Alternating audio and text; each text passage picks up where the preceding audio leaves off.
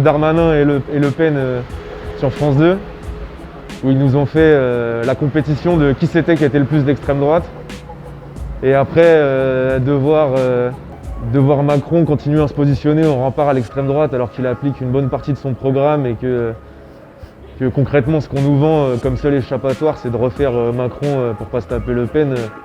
Ça sur une chaîne du service public à 1 heure de grande écoute, ça m'a fait bien câbler ça. Dans beaucoup de démocraties occidentales, je pense que ce qu'on comprend pas, c'est que c'est pas le consumérisme qui va nous donner un but sociétal et civilisationnel, et que c'est pas le repli identitaire qui va nous sauver. Je pense que ces deux facteurs-là, au contraire, c'est ce qui nous emmène à l'abîme. Et c'est pas du tout ça qui va nous sauver en fait. Et pour l'instant, on part là-dessus et je pense qu'en fait, on va droit dans le mur, quoi. Parce que le consumérisme, ça, ne serait-ce que écologiquement, ça va on va tous crever, quoi, riches ou pas riches d'ailleurs. Et puis en termes de justice sociale, etc., je pense qu'il y a 2-3 choses à redire. Et le repli identitaire, c'est qu'on ne retient pas les leçons de l'histoire, quoi. Mais ça, je pense que c'est assez lié à l'humain, je dirais. On a tendance à ne pas retenir les leçons de l'histoire, quoi. C'est une des seules leçons de l'histoire, c'est qu'on ne les retient pas, quoi. C'est les autres, en fait. C'est les gens que je vois lutter, que ce soit à mes côtés ou juste quand je suis un observateur. Et voilà, quoi, c'est de se sentir pas seul, en fait.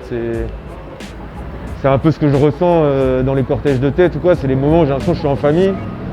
Quand je suis dans Black Line, j'ai l'impression que je suis en famille aussi, même s'il y a des artistes que je connais pas ou quoi. Je sais qu'on est même avec des désaccords, parce qu'on n'est jamais d'accord sur tout, mais au final on a quand même un sens commun de ce que ça devrait être et de qu'est-ce qu'on peut apporter par la lutte.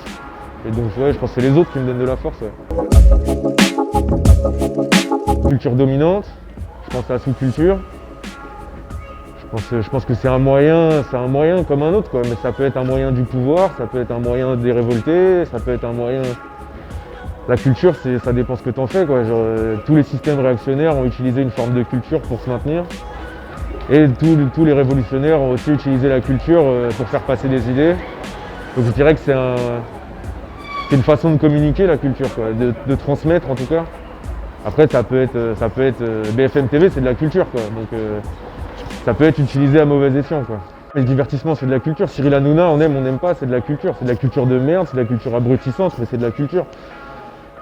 Ouais, moi je pense qu'il faut apporter de la poésie dans les luttes et que la culture, ça peut être, en tout cas moi avec mon art, c'est comme ça que je l'utilise, quoi. Mais je pense que nous, ce qu'on fait avec Black Line, c'est de la contre-culture. C'est une façon de réutiliser des codes de choses qui sont plus anciennes que nous pour faire passer des messages de notre époque, ou de ce qu'on aimerait que notre époque retienne comme message en tout cas.